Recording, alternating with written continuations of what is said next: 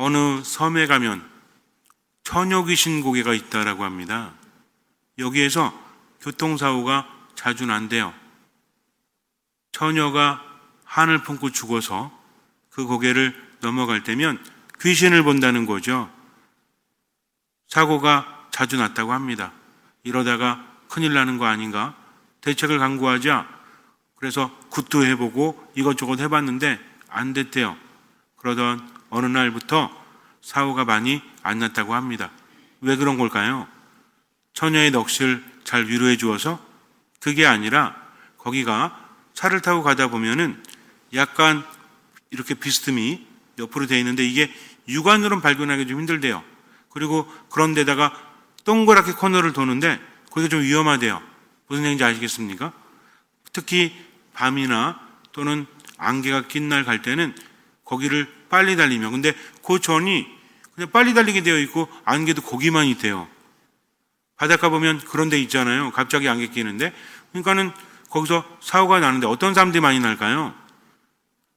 거기 사는 사람들이 많이 날까요? 외지인들이 많이 날까요? 외지인들이 사고가 많이 난다고 합니다. 그래서 사람들은 다 알고 있으니까 조심하면 되지라고 하지만 외지인들은 잘 모른다는 거죠. 그들이 강구했던 건 뭐죠? 섬 안에 살고 있는 사람은 사고가 별로 안 나지만 외지인들은 많이 난다라고 했으면 외지인들을 위한 조치를 해줬어야 되는데 그걸 늦게 해서 많은 사람들이 다치거나 죽었다고 합니다. 지금은 도로 정비를 아예 다시 해서 이제는 귀신이 나오지 않는데요. 처녀 귀신이 있어서가 아니라 도로 정비가 제대로 안 됐기 때문이고 처음 가는 사람은 잘 모르기 때문에 그들에게 알려주었음에도 불구하고 알리지 않아서 그런 사고가 났다는 거죠. 만약에 도로 정비를 하지 않았어도 그 앞에 뭐라고 쓰면 돼요? 우리 동네 많은 곳 있잖아요. 사망사고 많은 곳. 그러면은 조심하게 되죠. 저도 처음에 마도 왔을 때는 운전할 때 되게 조심했어요. 되게 무서워 길이. 차도 별로 없는데 뭐라고 써 있어? 사망사고 잦은 곳. 여기서 써 있잖아요. 그래서 뭐지? 근데 요즘은 어때요? 달리지. 왜? 잘 알고 있으니까. 어디서 천천히 가야 될지를 알고 있기 때문이죠. 여기 앞에 삼거리에서도 들어올 때 얼마나 헷갈렸는지 몰라요. 역주행 한 2번 했거든요. 좌회전하는데 이렇게 가는데 역주행이야. 근데 다행히 차가 없어가지고 차선 넘어서 이렇게 옆으로 옮기면 되니까. 이런 경험 해보신 적 있으십니까? 여기에서. 아, 저만 바보군요. 여러분들 왜 그래요? 이미 알고 계시기 때문이죠. 저는 와서 한 2개월 정도인가 굉장히 헷갈렸어요. 몇 번이나. 동해안 어떤 마을 계곡에 가면 아마 여러분도 들어보신 분 계실 거예요. 굉장히 유명한 곳이거든요. 여기에 사망사고가 많다고 합니다. 특히 캠프 온 사람들이 텐트를 치는데 계곡에 텐트를 치잖아요. 비가 조금 오면 갑자기 불어난대요. 사람들이 거기 들어가지 말라고 해도 꼭 어때요? 들어가지 말라고 하면 더 들어가죠. 경고를 했음에도 불구하고 큰일 난다고 말해도 괜찮다고 합니다. 물이 쉽게 분다고 해도 괜찮대요. 근데 거기 살고 있는 사람들이 말하는 것과 그들이 이해하는 것은 다르죠. 비가 오기 시작하면 계곡은요, 위에서부터 물이 쏟아져 내려오지 않습니까? 금세 불어난다는 거죠. 알겠다고 비 오면 우리가 텐트를 치고 나가겠다고 말을 하지만 이미 늦어버려서 많은 사람들이 다치거나 죽는다고 합니다. 그래서 마을 사람들이 계속 이야기를 했대요. 근데 거기에다가 사망사고 많은 곳이라고 쓰면 그래도 사람들이 이해할 거 아니에요? 여기에는 비가 오면 계곡이 어떠한 모양이 되기 때문에 갑자기 물이 불어나니까 정말 조심해야 됩니다. 텐트를 치지 말아야 됩니다라고 하면 되는데 요거 안 써놨대요. 왜 그런지 아십니까? 요거 써놓으면 누가 안 와? 관광객들이 안 오죠? 그럼 어떻게 돼요? 장사도 안 되잖아요. 거기 마을에 있는 사람들은 관광 수입으로 먹고 사는 사람들이 대부분이었기 때문에 요건 쓰지 않았대요. 그래서 수심이 깊으니 주의하십시오. 요렇게만 했지. 그러다가 나중에 사고가 많이 나고 나서는 시에서 뭐라고 써놓은 것을 뭐라고 하죠, 이거를? 표지판? 요걸 해놨는데 사람들이 그거를 가리거나 치워버렸대요. 왜 그럴까요? 장사 안 되니까. 그래서 더 많은 사고가 나서 그 다음에는 사람들이 치우면 벌금 또는 어떤 처벌을 받는다라고 해서 치우지 않았다고 합니다. 안타깝죠? 이런 일도 많이 벌어져요. 사람들에게 알려야 되는데 어떤 이유로든 알리지 못하는 것도 있어요. 정말 안타깝습니다. 그런데 어떤 사고가 일어나기 전까지는 징후들이 있죠.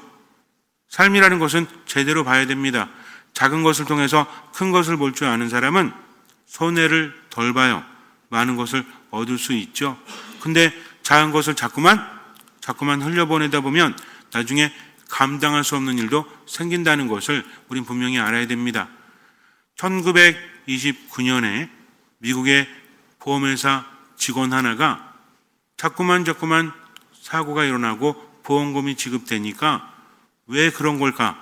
사고를 방지하기 위한 방책은 없을까 하면서 여러 가지 데이터를 수집했다고 합니다.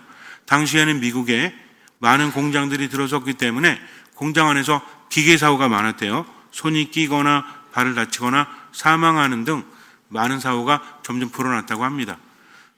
수만 건의 자료를 조사해 본 결과 이 사람은 하나의 법칙을 발견하게 됩니다. 커다란 사건이 한 번 일어나기 위해서는 자잘한 29번의 사건이 먼저 일어난다.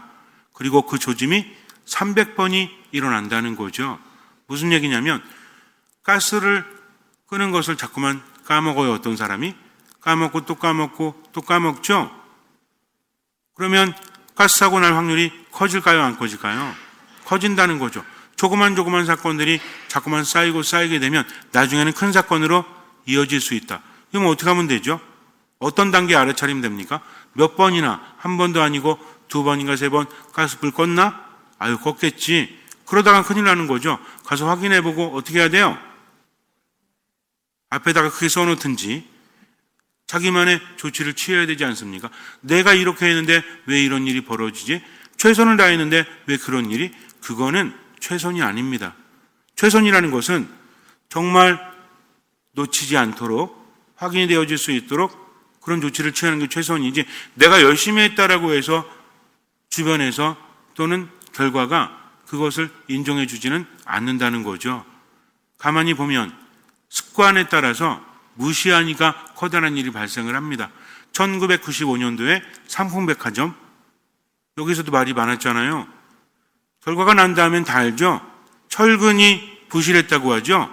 그리고 옥상 위에 많은 물건들이 쌓여서 과부하가 걸렸다고 합니다. 사람들이 말했대요. 직원들이 맨날 보니까 금이 조금씩 가기 시작하고 뭔가 이상하다. 조짐이 있어요, 없어요? 있었다는 거죠. 몇 번의 조짐이 있었을까요? 많이 있었겠지만 이 법칙에 의하면 300번의 조짐이 있었다는 겁니다. 300에 굳이 연연해하지 마세요. 통계를 내보면 그렇다는 거죠. 그리고 에어컨에서 이상한 현상이 일어난다든지 이런 자잘자잘한 사건들이 몇 번 있었다? 29번이 있었다는 거죠. 그 다음에 한 번에 대형 참사로 이어졌다는 겁니다. 다른 사람들은 몰라도 매일 거기 있었던 사람들은 조짐을 알아요, 몰라요? 알았다는 거죠. 그럼 어떻게 해야 되죠? 알았을 때 빨리 그에 대한 조치를 취해야 되는데 어떤 이유로? 직원들은 말합니다. 위로 올라갈수록 아유 괜찮을 거야. 왜? 돈 드니까 그것을 조치하기가 쉽지 않으니까 그냥 무시해버리는 거죠. 그러다가 나중에 어떻게 됩니까? 커다란 일이 발생한다는 겁니다. 인생은 이래요. 그래서 미루면 된다, 안 된다? 미루면 안 된다는 거죠. 어떤 일이 있었을 때 우리는 남 탓하기를 좋아하죠. 당신이 잘했으면 우리 이런 일이 벌어지지 않았잖아. 부부싸움도 맨날 누구 탓하는 거야? 우리 오늘 싸웁시다. 내가 잘못했으니까 나 좀 욕해줘요. 하고 싸워요? 맨날 탓하잖아. 그래서 옛날 얘기까지 꺼집어내면서 성격이 이래서 그렇다. 아유 맨날 그렇게 말하는데도 왜 정신 못 차리냐. 막 이러잖아요. 어떤 일이 발생했을 때 중요한 건 뭡니까? 일단 그것에 대해서 대비하는 건데 대비하지 않고 탓하죠. 분위기는 더 안 좋아지고 힘들어지지 않습니까? 그래서 중요한 건 뭐냐면 미루면 안 되고요. 탓하면 안 된다는 겁니다. 이 두 가지는 기억하세요. 뭐 하면 안 된다고요? 미루면 안 되고 탓하면 안 되는 거죠. 근데 이 두 가지를 왜 하죠? 그게 쉬워서 그렇게 하는 겁니다. 변화라는 것은 너무 어렵거든요. 너무 많은 에너지가 들어가니까 어떻게 하면 돼요? 아유 내일부터 하지. 그리고 어떻게 하면 돼요? 내가 열심히 하면 뭐해? 저 사람 때문에 안 바뀌는 걸 하면서 탓하면 그 순간은 그나마 편하다는 거죠. 그러나 아무것도 바뀌지 않습니다. 내 습관에 빠져서, 흐름에 빠져서 있는다면 아무것도 바뀌지 않아요. 정신 차려야 됩니다. 그리고 돌아가야 한다는 거죠. 이것은 일상생활뿐만 아니라 신앙 안에서도 마찬가지예요. 하느님 안에 머무는 사람은 늘 깨어있다라고 하죠. 깨어있는 건 뭡니까? 깨어있다는 것은 준비하고 있다는 거죠. 어떤 준비를? 하느님의 말씀을 들을 준비를. 그러면서 삶 안에서 그분의 말씀대로 살아가지 못함을 발견할 때 어떻게 하는 거예요? 내 뜻이 아니라 하나님의 뜻대로 하면서 방향을 전환하는 거죠. 이게 뭡니까? 이게 회개예요. 그래서 자주 회개하는 사람은 삶의 문제도 많이 발생되지 않습니다. 회개라는 것은 무엇보다도 듣는 마음인 거예요. 지금 내가 하나님부터 멀어졌구나. 멀어짐을 느끼죠? 결핍을 느끼잖아요. 어떤 증사가 있다라고 했죠? 많은 증사가 있지만 행복하지 않다. 돈이 많이 생기고 일이 잘 되고 누가 봐도 부러워할 인생인데 기쁘지가 않아요. 행복하지가 않아요. 물론 몸에 문제가 있어 이럴 수도 있죠. 근데 마음속에 우울함이 있고 분노가 치민다. 이런 것들은 뭡니까? 뭐를 누리지 못하는 거죠? 평화를 누리지 못하는 거죠. 그 이유가 뭘까요? 물론 삶 안에서 많은 이유를 찾아봐야 되겠지만 그러나 미룬다고 탓한다고 나아질 것은 없다는 거죠. 우리는 어떻습니까? 하느님 안에 머물 때와 머물지 못할 때, 하느님 안에 머물 때는 어떻게 된다고 그랬죠? 충만되어진다고 그랬죠? 근데 하느님 안에 머물지 못하면 결핍되어진다고 했습니다. 대표적인 부정적인 감정이 뭐다? 우울함과 분노다. 이것이 삶 안에서 자꾸 일어나게 되면 첫 번째는 몸을 점검해 봐야 됩니다. 어디 아픈 데가 없는지. 두 번째는 뭐예요? 내가 하느님 안에 온전히 머물고 있는지 그렇지 못하는지. 자꾸만 안에서 신호가 일어나는 거죠. 몇 번의 신호가? 300번의 신호가. 그 다음에 자잘한 일들이 자꾸 발생하죠. 화내거나 우울해하거나. 그러다가 아주 커다란 일이 발생할 수 있다는 겁니다. 사랑하는 사람, 함께 살아가는 왼수도 그렇죠. 자꾸만 나에게 신호를 주죠. 그 신호 무시했다가 어떻게 돼요? 뭔 얘기인지 아시죠? 자매님들이 하는 얘기 무시하고 또 무시하고 몇 번의 신호를 줬는데 300번의 신호를 줬는데 무시하다가는 자잘하게 29번을 당한 다음에 한 번 대박 터집니다. 그러니까 언제 막아야 돼요? 언제 막아야 돼? 분위기 안 좋다 그러면 어떻게 해야 돼? 꽃을 한 송이 사세요.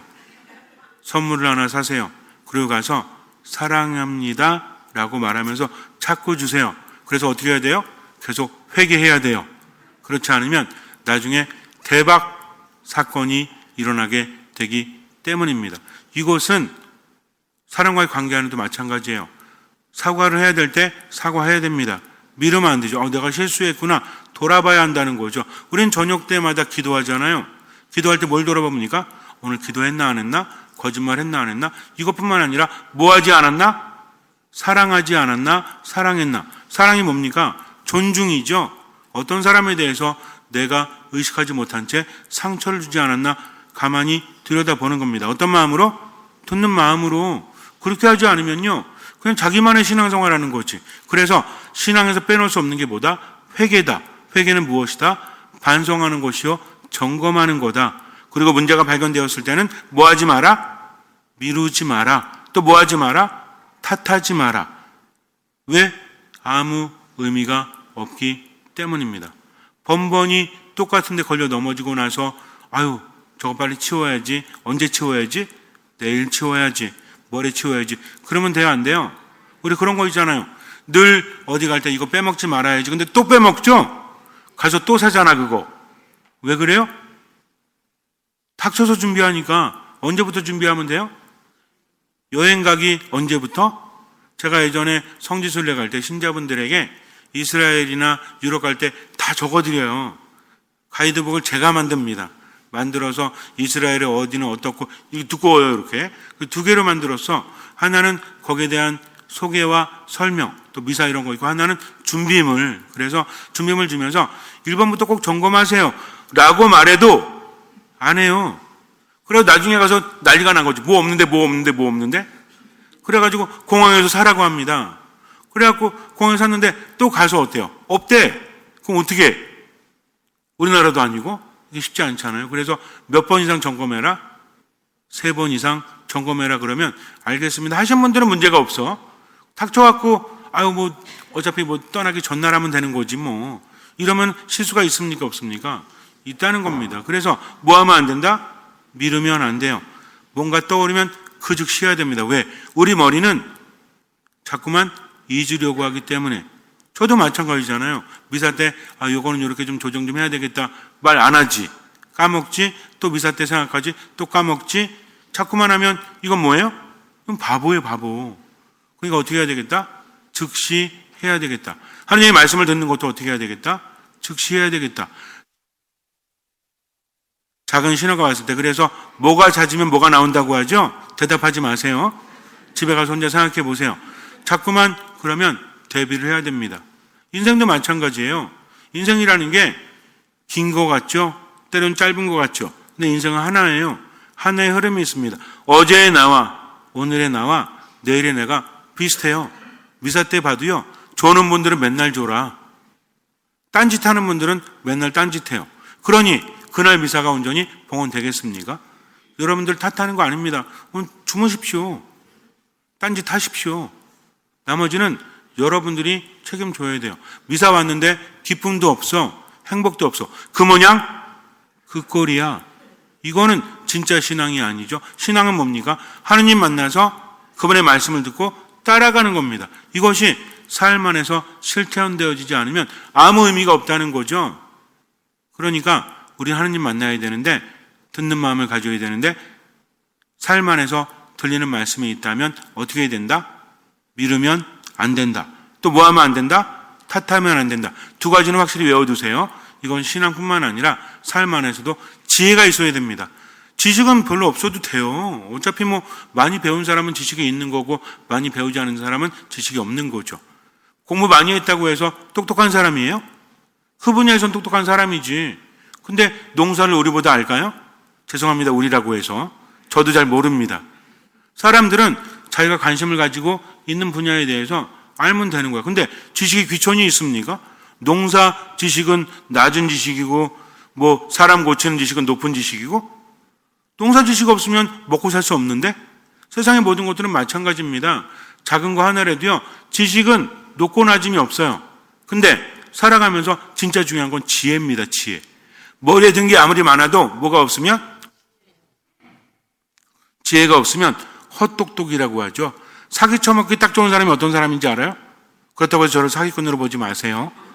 사기 쳐먹기 딱 좋은 사람이 아예 모르는 사람도 아니고 아예 잘 아는 사람도 아니고 어설프게 아는 사람, 이런 사람이 사기에 걸리기 딱 좋다라고 합니다. 그래서 우리는 어떻게 해야 돼요?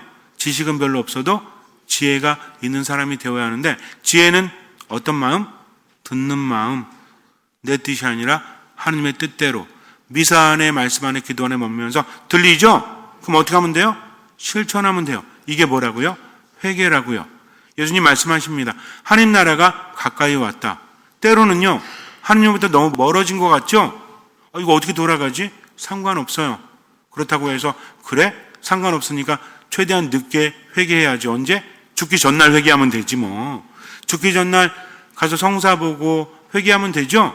그럴 것 같아요? 내가 죽기 전날 회개하면 언제 죽는지 알아요? 죽기 전날 죽어. 뭔 얘기인지 잘 한번 생각해 보세요. 하느님 앞에서 목 올리면 안 돼요. 그때 어떤 할머니가 대굴박이래요. 하느님 앞에서 목 올리면 안 돼요? 대굴박 올리면 안 돼. 왜? 지금 기억하고 있다 미루잖아요. 내일은 기억이 안 나요. 언제 기억납니까? 마지막에 내가 이럴 줄 알았어. 이렇게 되는 겁니다. 그러니까 뭐 하지 말자? 미루지 말자. 사과할 게 있다면 오늘 사과하십시오. 이해할 게 있다면 오늘 이해하십시오. 용서할 것이 있다면 오늘 용서하십시오. 내가 겸손해져야 되겠다. 언제부터? 지금부터. 그게 뭡니까? 이게 회개라는 거죠. 그래서 하느님 안에 머문다는 것은 내가 하느님 안에 머물지 못하는구나. 생각은 있는데 잘 안 되는구나. 이제 하느님의 뜻대로 살아야지. 이건 알죠? 그때 어떻게 하면 돼요? 방향을 전환하면 돼요. 멀리 있어도 하느님이 오십니다. 예수님 뭐라고 하십니까? 하느님 나라가 다가왔다. 회개하고 복음을 믿어라 라고 말씀하십니다. 즉 뭐만 하면 되는 거예요? 방향 전환하고 맡기면 되는 거죠. 그리고 얼마만큼? 할 수 있는 만큼 하고 나머지는 주님의 몫이니까 이게 신앙이라는 겁니다. 아셨죠? 여러분들 어떻게 하시면 돼요? 미사 열심히 하세요. 미사 때 와서 딴짓하지 말고 하느님만 바라보세요. 잘 몰라도 들으십시오. 이거 놓치면 안 돼요. 근데 듣다 보면 미사의 기적이 일어납니다. 말씀 안에 머무세요. 그날 독서하고 복음만큼이라도. 그리고 기도하세요. 살아가다가 하나님의 소리가 들리면 어떻게 하면 돼요? 즉각 실천하십시오. 그리고 제가 여러분에게 가끔 말씀드리는 거 있죠? 미사 때마다. 그럼 하세요. 여러분들이 고민해가지고 이렇게 해야 되겠다 이거보다는 본당 신부가 고민하고 공부하고 자료들을 모아서 좀 이렇게 좀 하십시오. 그럼 바뀝니다 하면 어떻게 하면 돼요? 그렇게 하면 되죠. 그거 얼마나 좋은 겁니까? 뭔가 지침을 마련해 준다는 사람이. 제가 오늘은 가서 많이 웃으세요. 3번 이상 웃으세요. 그러면 어떻게 하면 돼요? 하하하 웃으면 돼. 이러면 그때부터 달라지는 거니까. 아셨죠? 감사합니다. 몇 번? 3번 이상. 하느님 감사합니다. 하시면 돼요. 그러니까 단순하게 사세요. 미사 안에 머물고 말씀 안에 머물고 기도 안에 어떤 마음으로? 듣는 마음. 그리고 뭐 하지 말자? 미루지 말자. 뭐 하지 말자? 탓하지 말자. 신앙 안에서뿐만 아니라 관계 안에서도 삶 안에서도. 그러면 후회가 적습니다. 왜? 하느님 안에 머물기 때문이죠. 잠시 눈을 감으세요. 요한이 잡힌 뒤에 예수님께서는 갈릴레아에 가시어 하나님의 복음을 선포하시며 이렇게 말씀하셨다. 때가 차서 하나님의 나라가 가까이 왔다. 회개하고 복음을 믿어라. 예수님께서 갈릴레아 호숫가를 지나가시다가 호수에 그물을 던지고 있는 시몬과 그의 동생 안드레아를 보셨다. 그들은 어부였다. 예수님께서 그들에게 이르셨다. 나를 따라오너라. 내가 너희를 사람 낚는 어부가 되게 하겠다. 그러자 그들은 곧바로 그물을 버리고 예수님을 따랐다. 예수님께서 조금 더 가시다가 배에서 그물을 손질하는 제베데의 아들 야고보와 그의 동생 요한을 보시고 곧바로 그들을 부르셨다. 그러자 그들은 아버지 제베데오를 사꾼들과 함께 배에 버려두고 그분을 따라 나섰다. 삶의 징후들이 있죠. 무시하면 안 돼요. 작은 일이라고 할지라도 다시 한번 생각해 보세요. 우리는 그대로 표현하지 않습니다. 어떤 사람이 어떤 말을 했을 때 어떤 의미가 있을까? 저 사람이 어떤 의도가 있을까? 의심하라는 게 아닙니다. 뭐가 힘든 게 있나? 우리도 그렇잖아요. 힘든 거, 딴 사람한테 말하는 거, 가까운 사람에게 말하는 것도 쉽지 않죠. 듣는 귀가 있어야 됩니다. 미리 알아들어야 합니다. 하느님 말씀도 마찬가지죠. 자꾸 미루지 마십시오. 환경 남 탓하지 마십시오. 하느님의 말씀대로 지금을 살아가십시오. 최선을 다해서 나머지는 맡기십시오. 듣는 마음으로 미사, 말씀, 기도 안에 온전히 머무십시오. 주님의 뜻을 지금 내 삶 안에서 실천하면서 살아가십시오. 아는 만큼만. 주님께서는 그 믿음을 보시고 우리 삶에 놀라운 기적을 일으켜 주실 것입니다.